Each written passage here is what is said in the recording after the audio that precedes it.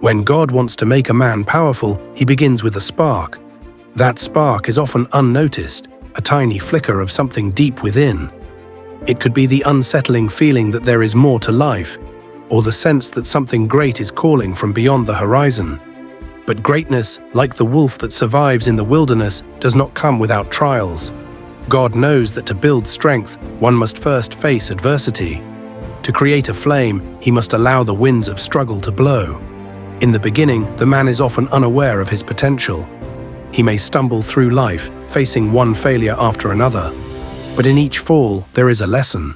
God does not despise weakness, for it is the furnace in which strength is forged.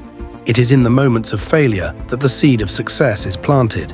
Each setback is a stepping stone, each hardship a sharpening tool, and through this divine process, the man begins to awaken to the fire within him. The wilderness of failure. The journey to power is not a straight path, it is a wilderness, much like the untamed forests where wolves roam. In this wilderness, failure is not the enemy, it is the teacher.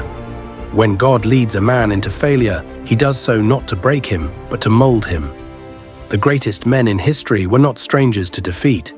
They were men who learned how to stand tall, even when the world tried to keep them on their knees. It is in this wilderness that faith must rise.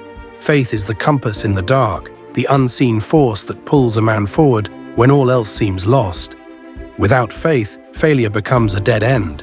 But with faith, failure becomes a detour on the way to success.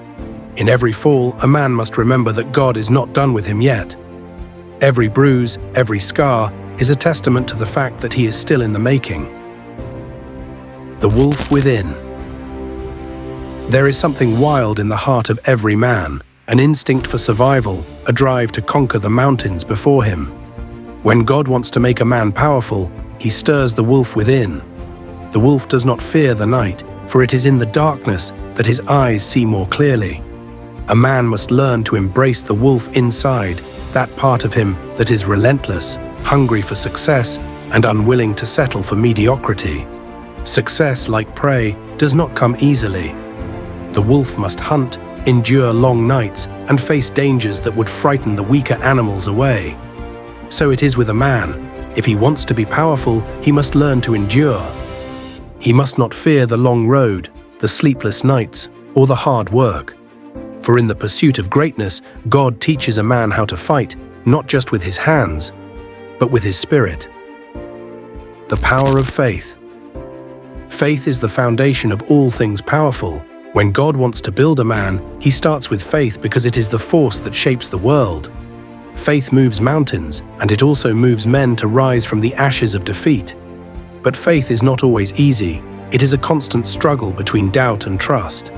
The powerful man is the one who, despite the storms of uncertainty, clings to faith as his lifeline. There will be moments when faith is tested. The road will seem endless, and the light at the end may be faint. But the man of faith does not waver. He knows that God has a plan, and that plan involves shaping him into something greater than he can imagine. In the heat of the trial, faith is like the blacksmith's hammer, forging strength into the soul. It teaches the man to believe not in what he sees, but in what God has promised. The rise of success. Success is not an overnight achievement. It is the culmination of every small victory along the way. When God wants to make a man powerful, he gives him the gift of persistence. Each day brings new challenges, but also new opportunities. The man who keeps moving forward, despite the obstacles, is the one who eventually tastes the sweetness of success. But success is not just about wealth or status. True success is becoming the person God intended you to be. It is about mastering the self, conquering the inner demons, and rising above the failures of the past. When a man reaches this point, he realizes that the power he sought was never outside of him. It was within him all along. And so, the journey continues, with each chapter of life bringing new lessons, new struggles, and new victories. In the end, when God wants to make a man powerful, he does not give him the world. He gives him the strength to conquer it. Thank you for joining this journey. If you've made it this far, you're already on the path to greatness. Remember, God is with you through every trial, every step forward. If you believe this, like this video and comment, God is shaping me for something greater. And always, don't forget to be kind to yourself. Your journey is part of his perfect plan.